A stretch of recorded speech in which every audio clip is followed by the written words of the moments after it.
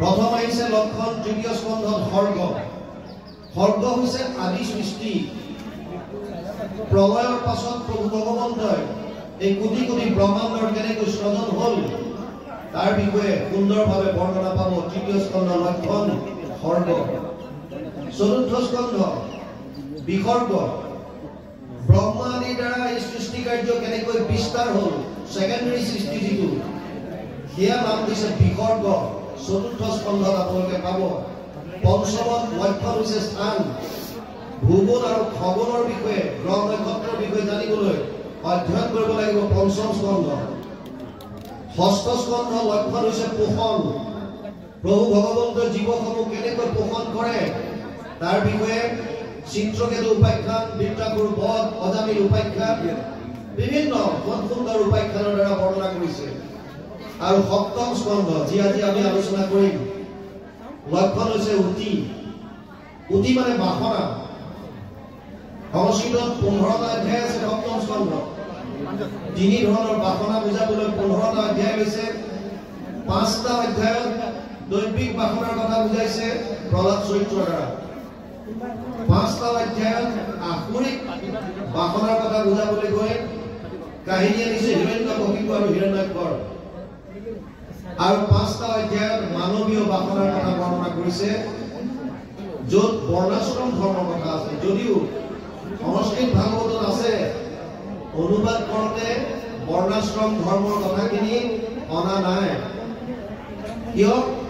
কাৰণ ভক্তি মাৰ্গত এই বৰ্ণ আৰু আশ্ৰমৰ প্ৰয়োজন নাই মহাপুৰুষ মাধৱদেৱে কৈছে নহো জানা আমি চাৰি জাতি চাৰিও আশ্ৰমে নোহোৱাতি তেতিয়াহ'লে আমি কি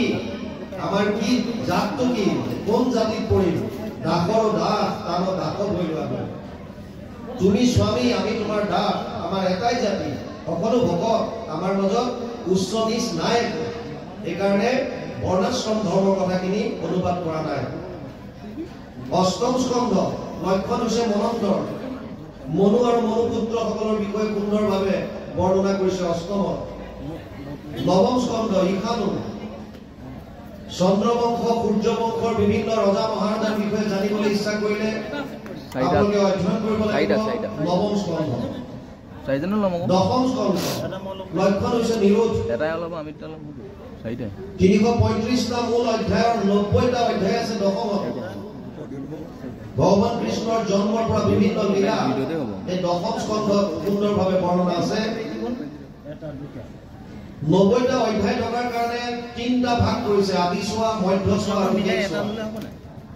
একাদশ স্কন্ধ লক্ষণ হৈছে মুক্তি জীৱই মুক্তি কেনেকৈ পাব তাৰ বিষয়ে একাদশ স্কন্ধত সুন্দৰভাৱে নিমি নৱবিদ্ধ সংবাদ কৃষ্ণ উদ্ধৱ সংবাদ সুন্দৰ সুন্দৰ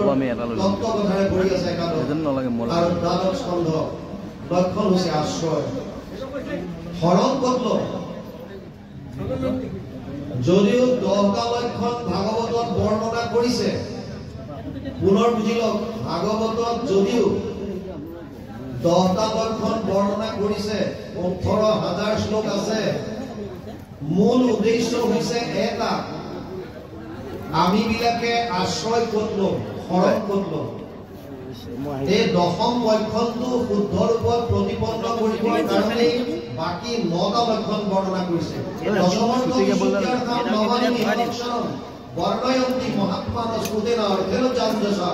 2:10 দ্বিতীয় স্কন্ধ দশম অধ্যায় 2 নম্বৰ শ্লোক ভাগৱত যেনেকৈ ফুটবল খেলত 11 জন প্লেয়াৰ থাকে খেলুৱৈ বল এটা 11 জন প্লেয়াৰৰ ইটোৱে সিটোলৈ পাঁচটি থাকে কিন্তু লক্ষ্যটো কেতিয়াও নাপাহৰে লক্ষ্য হৈছে বিপৰীত পক্ষৰ গোল পোষ্ট বল ইফালে সিফালে মাৰিব পাৰে কিন্তু লক্ষ্য কি বিপৰীত পক্ষৰ গোল পোষ্ট কেনেকৈ গোল পোষ্টত বলটো ভৰাব পাৰে ভাগৱতেও বিভিন্ন বিষ্ণু বৈষ্ণৱৰ কথাৰে যিহেতুকে বৰ্ণনা কৰি আনিছে কিন্তু মূল উদ্দেশ্য হৈছে আমি হৰণ কৰিলো আশ্ৰয় কৰিলো ভাগৱত আৰম্ভ হৈছে নৈমিষাৰণ্যত 28,000 ঋষি একত্ৰিত হৈছে খুদমুনি ব্যাখ্যাখনত বহুৱাই দিছে